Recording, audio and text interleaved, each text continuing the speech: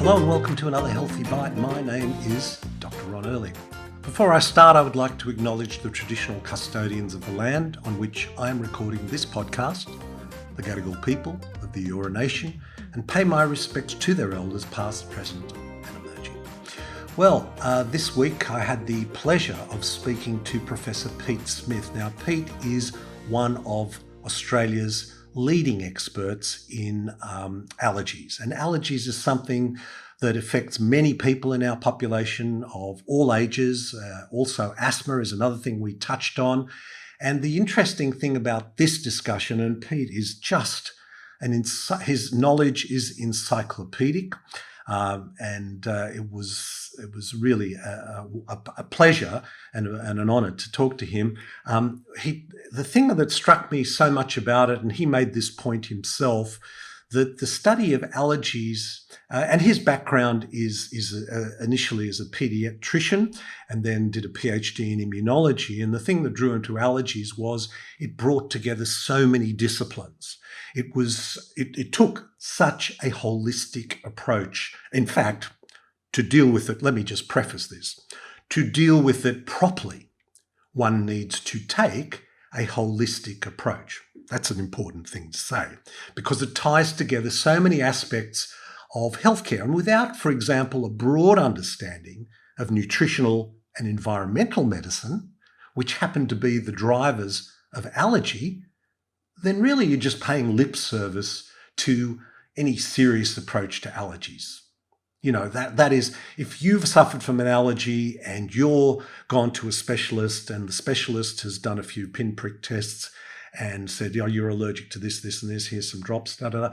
It's much more than that. You need to be looking at nutritional and environmental drivers. And into any regular listener of this program, you will know that building biology, that environmental stress, that all of the chemicals and plastics and personal care product and household cleaning products and fire retardants, the list goes on. In fact, I think the list is around 100.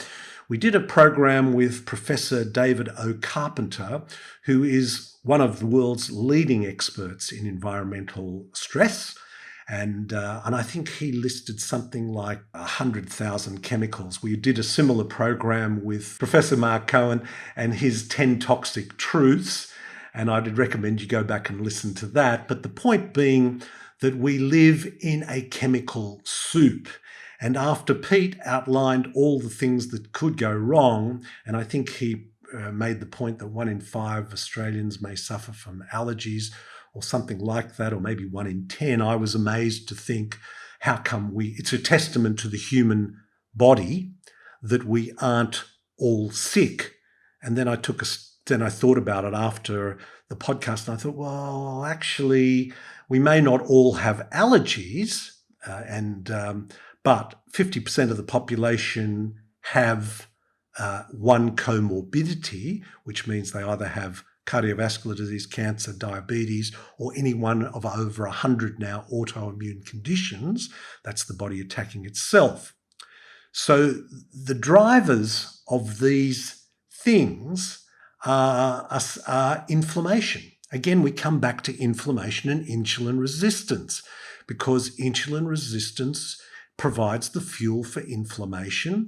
And again, we touched on endothelial lining damage. So we talked about this with Dr. Sandeep Gupta, with Dr. Ross Walker, with Dr. Christabel Yo, with Dr. Pran Yoganathan.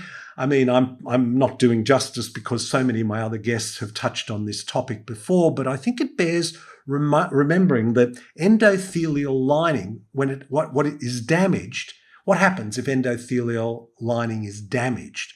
Well, I guess the first question is, where is endothelial lining? And it happens to be this thin layer of cells, one layer of cell which separates the blood vessel from the tissue, from the internal organs. So it's the way in which blood or food or air moves through our body. It hits the endothelial lining and then the nutrients are exchanged so they can be made available to tissues. So endothelial lining If you talk about cardiovascular risk, well, if the endothelial lining is damaged through inflammation, you will have cardiovascular. You may be at the beginning of cardiovascular disease. If you have endothelial lining damage in the airway, then you may have allergies, asthma, or respiratory conditions like COVID. If you have endothelial lining problems within the gut, which are referred to as intestinal permeability or leaky gut, it means that undigested proteins enter the bloodstream and the body mounts an immune response. Now, the thing that, when I say that, it surprises me that everybody doesn't have an allergy, but half the population, at least half the population, have been diagnosed with at least one comorbidity. So this is where genetics comes in. If your genetic predisposition is allergies, endothelial dysfunction will manifest itself as allergies. If your genetic predisposition is heart disease, cardiovascular disease, yours will be that. Similarly, autoimmune conditions. And when we get into autoimmune conditions, if your genetic predisposition is thyroid, endothelial dysfunction may manifest itself as thyroid disease, or it may manifest itself as gut dysfunction or irritable bowel or celiac disease. Or if your predisposition is joints, it may be rheumatoid arthritis. If it's nerves, it may be multiple sclerosis or Parkinson's. So this is why going off to see specialists is great, but often specialists learn more and more about less and less. And actually, this is what this program, podcast, Unstress, and our Unstress online community is all about. Bringing together a holistic approach to healthcare, not just for a week, not just for a month, not just for a year. I mean, we're talking about building a community for habits of a lifetime. And this discussion with Pete Smith this week reminded me so much about that. We touched on mouth breathing and nasal breathing, and Pete repeated again, why nasal breathing is so important: to warm, humidify, and filter the air before it's taken into our lungs. And he made the point that within the nasal passages, the air is warmed very quickly before it's taken into the lungs. And yet it's also filtered through the fine hairs in our nose, the mucus lining our nose, the nitric oxides that's produced in our nose before it's taken into our lungs. Now, if you breathe through your mouth, you're not cooling, humidifying, or filtering the air. You're not passing it over antimicrobial nitric oxide production. You are setting yourself up for allergies and asthma and respiratory diseases and other autoimmune conditions depending on your genetic predisposition. So we touched on that. We talked about a vast array of toxins. We talked about building resilience, and hey, guess what? Building resilience is about focusing on the 5 pillars of health. Now, interestingly, when it comes to allergies, here's an interesting story that alerted me to how important our emotional health is to allergies. Something like 25 years ago, was going through the worst bout of I suffered from hay fever and allergies all of my life. I was a chronic mouth breather. And so at this particular point, I think I was in my late 30s, early 40s. I had the worst hay fever I'd ever have. I mean, there would be a box of tissues, used tissues, on my floor by my bed because I would have so much problems. And this went on for almost 12 months. And I went to see every allergist. I didn't go to see Pete Smith, of course. I went to see every allergist. So I had all my tests done. I went to see an allergist. It wasn't Pete Smith. I had all my skin prick tests done. I got my drops for desensitizing myself. I had tried all sorts of nasal sprays, antihistamines, and et cetera, et cetera. And I was in a really bad way. And my wife bought me a book called Love Your Disease. And this was a very impressive book. It was old. It had been written about 5 or 10 years earlier.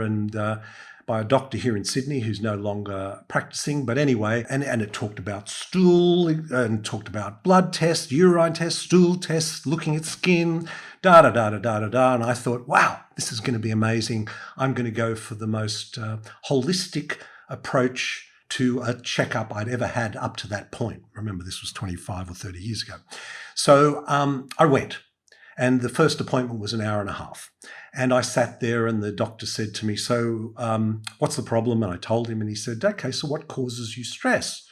And I said, well, I've got a young family. I've got my parents are getting, okay, let's talk about your parents who are getting older.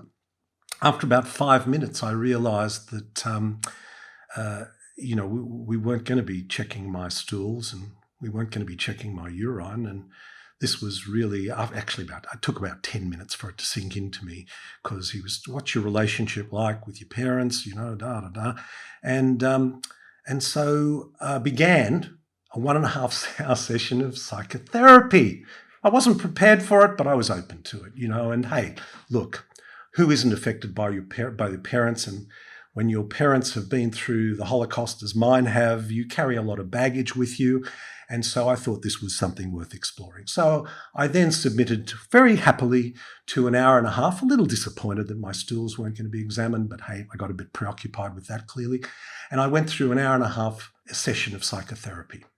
And I came home to my wife a little disappointed and I said, it was just psychotherapy really. But the next morning I woke up and there were less tissues on my bedroom floor. And at the end of the first week, I would have said my hay fever had improved by at least 70% at the end of the first week. And I was just blown away.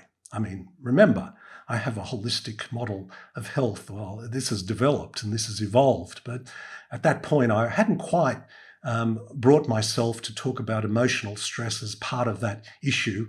But this was a real aha moment for me. And I went back for a second session and it was another session of psychotherapy. And look, I've talked about I've had psychotherapy over various times in my life for various events in my life, and I can say it's a very cathartic and useful experience, particularly if you find yourself a practitioner who you can relate to. Just the experience of relating to a stranger who is qualified, but just the experience of relating to a qualified person, what is going on in your head, is in and of itself a very cathartic experience. And then for them to add direction to that experience is profound. And we've done many episodes with some wonderful psychotherapists, Jocelyn Brewer, Jacqueline Stone, Professor Julia Ruckledge, Nigel Denning. Oh my God, I could go on and on and on. I probably left out someone. But anyway, my hay fever after 2 sessions improved to the point, and I wasn't able to drink red wine at the time. That would set me off. I now no longer have hay fever.